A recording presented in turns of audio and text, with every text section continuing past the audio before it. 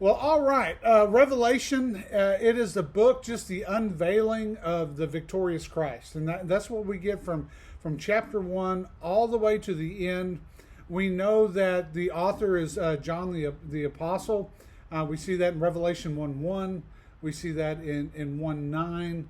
And this was written around 95 AD. So it was probably one of the last books that was included in our New Testament that was written.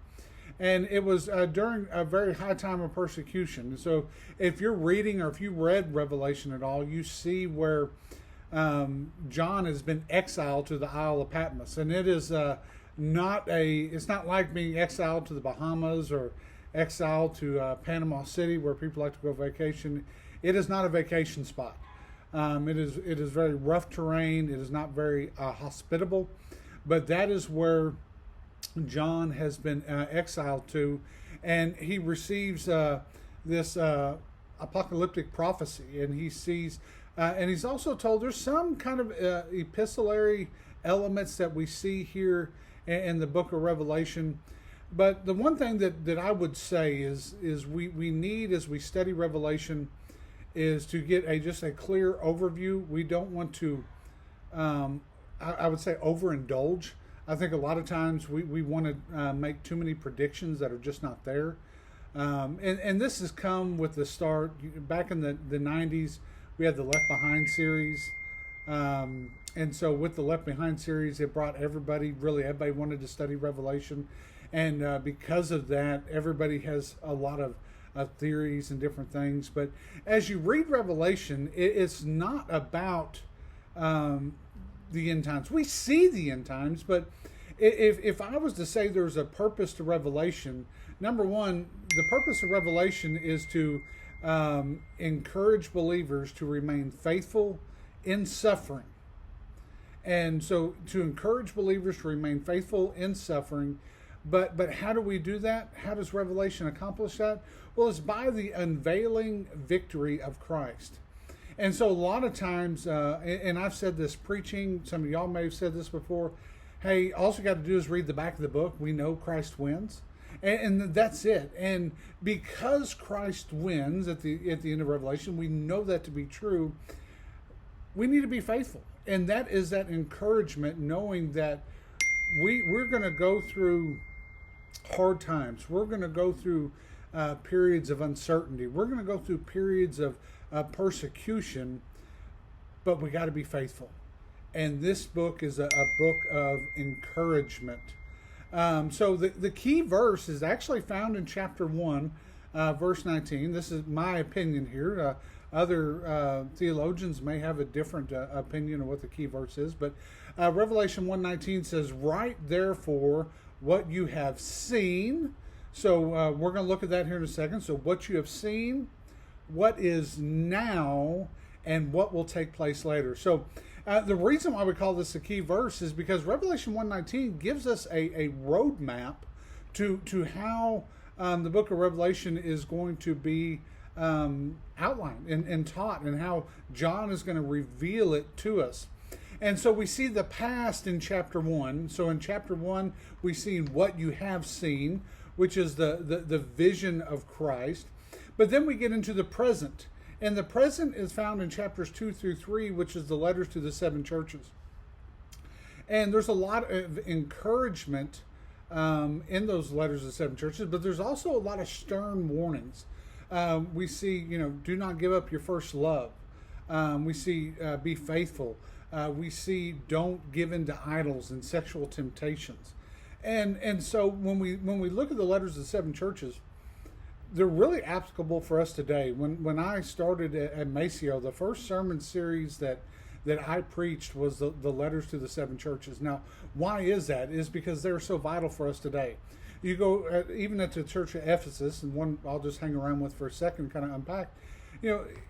Jesus here is telling the church of Ephesus, hey, you're doing all these things, but you lost your first love.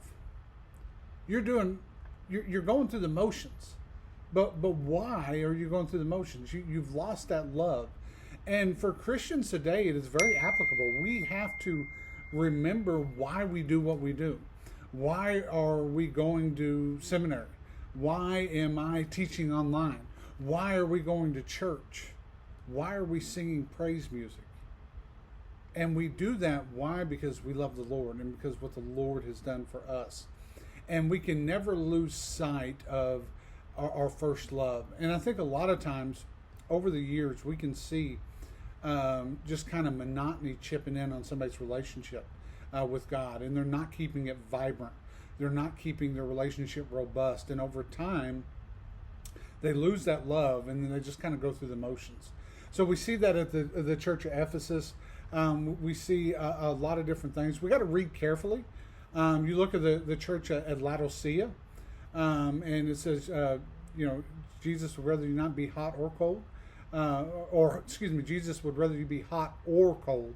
And a lot of people look at that as the lukewarmness, and either Jesus wants you either cold as a pagan or on fire for him, and that's not really the case. We got to look at a little geography there.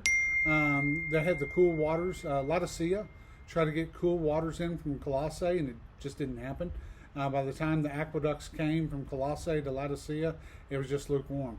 And so then they made aqueducts from Hierapolis down to Laodicea, and because of that, the Hierapolis had the hot waters. By the time those hot waters got down to Laodicea, it was just lukewarm.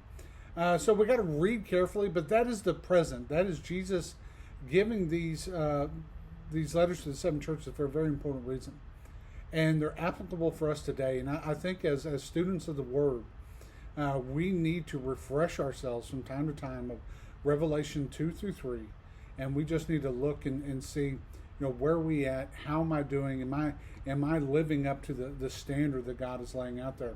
So we have the past, chapter 1. We have the present, letters to the seven churches, chapters 2 through 3, and then we have the future. The future is what will take place later. That's chapters 4 through the end of the book. And what are we seeing chapters 4 through the end? We're seeing visions of judgment. We're seeing visions of victory, but we're also seeing visions of restoration. So we see the new Jerusalem come down at the end, and really the new Eden. And we go back, and at the end we are there just as God intended in Genesis 1 and 2, for us to be with God, worshiping with God in perfect peace without sin. So that is kind of the threefold division that we see in Revelation 1:19. But we can get even into kind of a macro outline. We see in chapters 1 through 3 Christ among his churches. But then we see in chapters 4 through 16 Christ is the sovereign judge. And as you're reading through there, you're going to see the judgments come down. You see the seals, you see the bowls, and so you're going to see these judgments come down in chapters 4 through 16. But then it ends kind of starting in chapter 17 all the way through chapter 22 is Christ's final victory. We see where Christ is victorious, and we see where Satan is thrown down in the pit. He will never be able to torment, tempt, deceive, or anything of that nature in the end. So what are some major themes that we see through the book of Revelation? Number one, we see the supremacy of Christ. And so starting in chapter 1, starting about verse 12, going through verse 18, we see the glorified Christ. And so we see that he's supreme, he is glorified. And then starting in chapter 5, going through 6 through 14, we see the supremacy of Christ and how Jesus is the worthy Lamb. And as you read through there, you're going to see the people singing the praises to Jesus, and then you're going to see why he's worthy. Well, he's worthy because he died on the cross for us. He's God's son. And then, so he goes from glorified Christ to worthy Lamb. But in the supremacy of Christ, we also see in chapter 19 that he is the King of Kings. And so that is the supremacy of Christ going through. We see a very high, what we would call a high Christology here in the book of Revelation. But another major theme that we see besides the supremacy of Christ in the book of Revelation is we see the reality of persecution. And so the reality of persecution is kind of twofold. we can look at the letters of the seven churches and see, well, they're persecuted too. And so the letters of the seven churches, they're facing real historical challenges. And so these letters, as they're facing these historical challenges, we see a key phrase, to him who conquers. And that is that encouragement we see to overcome. That encouragement to overcome worldly temptation. That encouragement to come to get rid of lust. That encouragement to be useful. That encouragement to get back to your first love, as it says in the church of Ephesus. But the encouragement to overcome shares the same Greek word as conquer. And so as you're looking through Revelation, if you're one to mark up your Bible, if you ever see conquer and of that nature, just underline it. You're going to be underlining that word a lot through the book of Revelation. Because after the letters of the seven churches, we see conquer still there. And we see where God, through Christ, is doing a lot of conquering Satan and conquering a lot of different, all the different things that are happening there, conquering a sinful world. And so, number one, major things, we see the supremacy of Christ. Number two, we see the reality of persecution. But number three, we see the sovereignty of God in history. So not only the supremacy of Christ, we see the sovereignty of God. And so in Revelation chapter 5, we see that the scroll begins to pop up. And what is that scroll? That scroll is God's sovereign plan. And so as we look at that, that's where we see God's sovereignty. That all these things that are happening towards the end, it's within God's plan. He knows it's going to happen. That's that scroll. And because he knows what everything's going to happen, he set aside, the 777, the seven seals, then the seven trumpets, and then the seven bowls. And all these, the seals, the trumpets, and the bowls, these are controlled judgments. The judgments coming by God to earth are controlled. So this shows the sovereignty of God. Number four, we see the battle between good and evil. So we see within the book of Revelation, we see Satan, we see the beast, we see the false prophet, but we see those people, they are fighting against the Lamb and his people. And this fight will be intensified. One thing that I like to say, and I hear it a lot when you talk to people, especially within the context of the United States. If you're not living in the United States, this probably won't be that applicable. But we look, and over the past 5, 10, 15 years, we've kind of used the law in some very bad ways. We see here in Kentucky, where I reside at, there was a lady that was put in jail because she wouldn't perform a gay marriage. Out west, there was a baker that wouldn't bake for a gay wedding, and they kind of weaponized the law on them. And a lot of people in America will look like, well, persecution's getting real bad. And when you look at those cases, they're not good. That is persecution. Don't get me wrong. Being thrown in jail for not performing a gay wedding, or losing hundreds of thousands because you won't bake a cake for a gay wedding. Yes, that those are forms of persecution, but it's not the persecution that's going to come anywhere close to what we see here with Satan, the beast, and the false prophet versus the Lamb and his people in Revelation. Now, I will say, present day, this is 2025, you go out in the Middle East, and I was just reading a report today off the news where a guy, a terrorist, ran into kind of a Christian community and was just killing Christians. Now, that's the kind of persecution we see mainly in the Middle East, where Islam is reigning, and a lot of Christians are dying because of their faith. We saw that when the U.S. withdrew out of Afghanistan. There was a lot of Afghani Christians that died because of that is persecution, and we will see that and more of that, more widespread. Satan, the beast, and the prophet. But what we're experiencing today, especially here in America, nowhere near what we're reading in Revelation. We see the woman and the dragon, Revelation chapter 12. It's a cosmic spiritual conflict. But we need to realize that, Paul in Ephesians talks about, hey, believe it's Ephesians.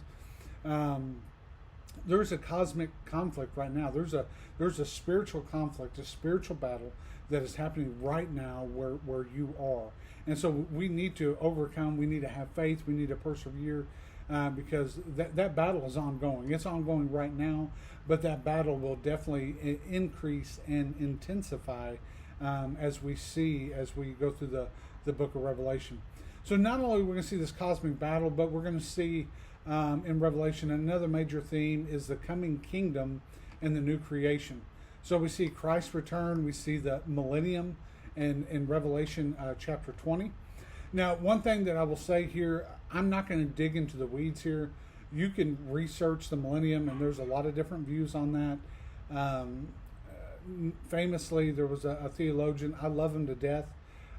He prescribes to a certain view on the millennium, and he put out a YouTube video, and he said, hey, I can't back this view up with scripture, but this is what I believe. And so that's how really deep in the weeds you can get when you're looking at the millennium, or even, when's the rapture happening, pre, mid, post. A lot of people are pre-tribulation. Some are mid. So they're like, hey, we're going to experience the 3.5 good years, but when those 3.5 bad years start, hey, good Lord's taking us because we ain't going to experience that. And then you have some that are post-trib. And so you can research those. I will say this. Pretty much we're not going to know unless we're living through it or unless we get to heaven. A lot of people can make some really great arguments. But then if you watch somebody else, they're going to make some really great arguments. I go back, and I'm not going to call out that theologian. I love him to death. He's probably one of the greatest theologians of our era. And I love his work. And I understand why he's stating his position. But then as soon as you say it, and you're just kind of like, well, I don't know if I can just fully back this up with scripture. To me, as a biblical theologian, I do have kind of a minor problem with that. So, but still, he's good to go. So we see the coming kingdom and the new creation. So Christ's return, we see the millennium in Revelation chapter 20. But the last two chapters, 21 and 22, we're seeing the new heaven and the new earth, and where it's just going to be wonderful. Where we're all looking forward to. I hope every one of you that are watching this, you're looking forward to that new day, that new heaven, that new earth, where there's going to be no sorrow, there's going to be no pain, there's going to be no temptation. This is what we sing about a lot. So when we come down to looking at Revelation, there's 4 main views of interpreting it. I'm not going to dig into the weeds either at all in this video about the 4 views. I'm going to kind of just give you a really brief overview on how it is done. So we have the preterist. I hope I'm pronouncing that right. The preterists, they believe that the vast majority of Revelation was fulfilled in the 1st century. So when you're looking at this, and a lot of preterists, they're going to try to reconcile Daniel, because we have the 70 weeks in Daniel, and they're going to try to reconcile Revelation, and they're going to try to get a timeline together. I recently preached through Daniel, and some of these timelines that people are putting out are very interesting. Some of them are, one is more convincing than others. That's on Daniel. I'm not going to get into that here. But it's good if this is what you want to research and really want to get into the weeds with. Really fascinating stuff there. But preterists, they believe that, hey, all this is mostly filled within the 1st century. But then you have a historist, and they symbolize this is the history of the church chronologically. And there's a lot of problems with this issue. Matter of fact, I would say out of all 4 views, the historist view is probably the one that most people are going to be like, I don't see that. And just because of the symbolization of church history chronologically, it's just not matching up. Even with the preterist view, when you start looking at some stuff, like with the preterist view, when you start getting into Revelation 20, 21, and 22, they could do a nosedive and like, hey, we're gaining speed, but once they get to those final chapters, it's kind of like, well, we've lost our little wind, especially with that. A futurist, which I would say mainly today, most of your scholars, not all, but most of your scholars are going to hold to a futurist view, which basically says that chapters 4 through 22 happen in the future. It just hadn't happened yet. We're waiting for that to happen. That's what we call inaugurated eschatology. So when Jesus, he died, was placed in the tomb, rose again on the third day. He came back down for 40 days, then he rose again. That is that inaugurated eschatology. That already we're in the end times, but not yet. The end times fully hasn't consummated, and it starts in chapter 4 of Revelation. So that's that futurist view, which most people hold to. And then we have an idealist view, which is a symbolic depiction of spiritual truths for all time. A lot of typology in this. I personally, and I'm not going to really elaborate any further just for time's sake. We got about 13, 14 minutes left. For time's sake, I'm not going to elucidate here my combination, but I kind of hold to a futurist and an idealist. I kind of take the best of both worlds.